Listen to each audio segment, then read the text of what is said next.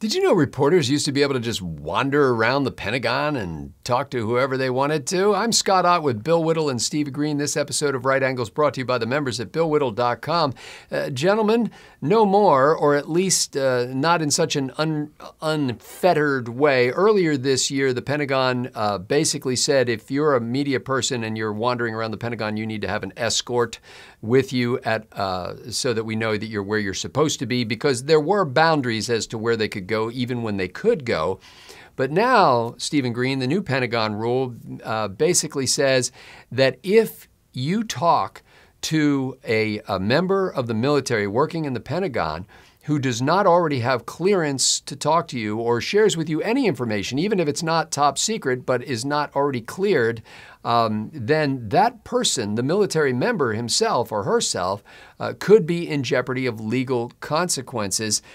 Steve, as somebody who went to school for journalism myself, I always bristle at any restrictions upon the press. On the other hand, Steve, I was kind of stunned to find out that, journalists could just kind of creep around and see if they could waylay somebody and get them to spill. What do you think about the way it was, and do you think it's an improvement, or do you think we're going to run into some constitutional issues here? Yeah, like you, I bristled at this news story when I first saw it. But the thing is, I really only read the headlines written by journalists or their editors, and I thought, oh wow, that strikes me as wrong. And since I didn't have time to get into this one, I've been writing mostly about the Middle East and SpaceX this week. I just haven't had a free minute. I didn't know the details until you. Thank God for you, Scott Ott, until you told me it was actually below the headlines. And, oh, well, actually that makes sense. I don't want a journalist, no matter how well-meaning, running around a nuclear plant without some sort of escort or knowing where he's supposed to go. And I don't care if somebody's getting a Silkwood shower somewhere in there. I still think that this is a sensitive facility. And I don't think they have a nuclear reactor in the Pentagon, but probably not. But I'm using that as a comparison. Yes. And I think the same thing should apply to the Pentagon, where we keep, some secrets stashed. And it is well within the Secretary of War's authority. God, I love saying that. It is well within the Secretary of War's authority to establish ground rules for the military for talking to the press. In fact, a great example of that, and I absolutely love this, during the 1991 Gulf War, there was still this adversarial relationship between the military and the press that dated back to Vietnam. And the military had undergone some very significant reforms since the 1970s, one of which was the institution of an all-volunteer force. But the other was, you don't lie to the press. You don't have to answer all their questions, but the Pentagon's rule was, if we catch you lying to the press, you're out of here. And that went a long way to reestablishing decent relations. And we lost sight of that for various reasons in the last 20 years. And I think that's because we were involved in a whole bunch of stuff that maybe we shouldn't have been involved in for a lot longer than we shouldn't have been involved in it. That said, I think Hegseth has laid down some pretty smart rules, and it doesn't sound like he's going to, be personally, going with a Sharpie through news reports, censoring them for sensitive things, but that his own people are on notice that this Pentagon, which is still top heavy with Obama people and Biden people, has got to exercise some discipline when talking to the press. I think that's fair. So, Bill Whittle, here's the deal that the Secretary of War has handed down, basically. It is to the news organizations, you sign this understanding of the new rules of engagement, so to speak, or turn over your press pass. One or the other. The New York Times, the Washington Post, the Atlantic magazine, all of the major news networks, including Fox News, have all said, and the Wall Street Journal, have all said that they will decline to sign this. When the New York Times and Atlantic and the Washington Post posted about this on X, the social media network, Pete Hegseth posted a little wave goodbye emoji. In response to them. Is this a little too flip, Bill, in a way of dealing with the so-called Fourth Estate, especially because it's been because of some journalists over the years that we found out about wasteful spending or conflicts of interest or misconduct of various kinds.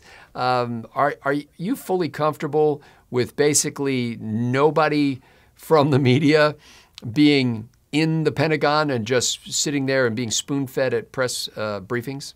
Well, I don't think Hegseth is saying he doesn't want any news people in the Pentagon. I think he's just basically saying we ought to be able to know who you are. So I was just checking the emails, and he apparently just released a statement saying that from now on, anybody who's going to be in the Pentagon in the press corps has to wear a pinstripe double-breasted suit with a tie slightly loosened and a press card in the band of their fedora. A cravat. Yep, cub reporter, gumshoe, that kind of thing.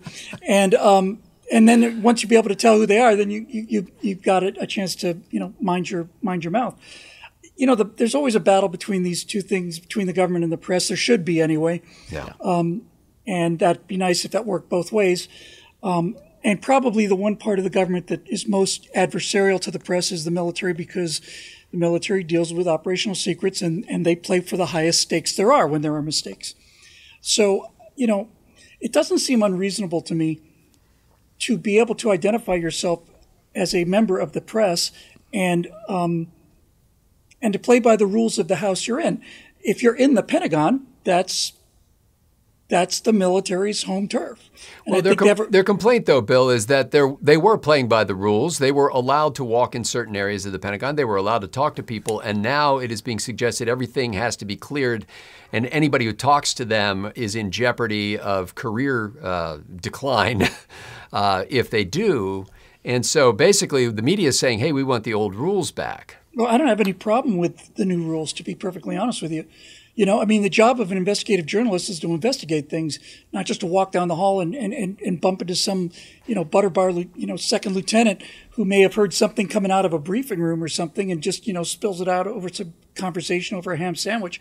That doesn't seem to me to be a terrible infringement on the job of the press. As I said, this is the Pentagon. You would assume that the Pentagon is a secure facility. And I don't think the military has, I don't have any problem in the military trying to make sure that these secure facilities stay secure. And I think there's more to this story than anybody really knows, obviously. For the Secretary of War to take this kind of action, there may have been greater concerns, but they're making it clear that this is really not an issue of national security so much as it is that members of the military shouldn't be doing interviews with the press if they're not authorized to do so. And but this gets into tough territory, honestly, because some of the things that we know about malfeasance in government or even in the military have come to us because somebody talked. Somebody, privately was waylaid by a reporter or sought out a reporter and said, listen, I need to tell somebody about this. And so on the one hand, I want to know if somebody is being buttered up by contractors at the Pentagon. I want to know if somebody is committing some sort of breach of military conduct or something that would not only threaten our national security, but just diminish the U.S. military by their behavior. But I also don't think that the only way to get that, like Bill said, is by having people just being able to wander around and buttonhole people in the hallway and being able to talk to them. I don't know what I would do, honestly, if I was the editor-in-chief of some major publication and said you have to sign this or you lose your press pass. My instinct is to say I would probably refuse to sign it and forego the press pass because, as I believe Bill suggested, if you're a reporter, you shouldn't have to be wandering around the Pentagon to get a good story. And in fact, it's probably the least likely place that you're going to get a good story because everybody's on their guard, everybody's in uniform, everybody is attuned to the environment there. So I don't think that there's any harm to any of these organizations for saying, look, we're not going to have our reporters wandering around the building anymore. But I think there is potential jeopardy to military people who hanging out at a bar in Arlington or something, happen to run into a reporter and decide to talk about something that makes somebody look bad who honestly should look bad. I think it's a difficult field to navigate here. It's a minefield of opportunity for clamping down on the information that the public needs to have. But at the same time, I believe that the military has been way too loose. And every time I read a story about something that's going on in the military, I just think to myself, I want to cover my ears and go, I should not know about this. Why do I know about this? Like, how can you conduct military operations when I know about this? That means the enemy found out way before I did. So I would just encourage the Secretary of War to tread carefully in these kind of issues, as I'm sure he is. And these kind of things are always open to negotiation. So maybe this will lead to a fruitful conversation between members of the media and members of the military, so that we can find a way that the American public can learn what they need to know, but without jeopardizing the security of the country or the reputation of the U.S. military. For Bill Whittle and Stephen Green, I'm Scott Ott. Thanks to the members at BillWhittle.com for making Right Angle possible.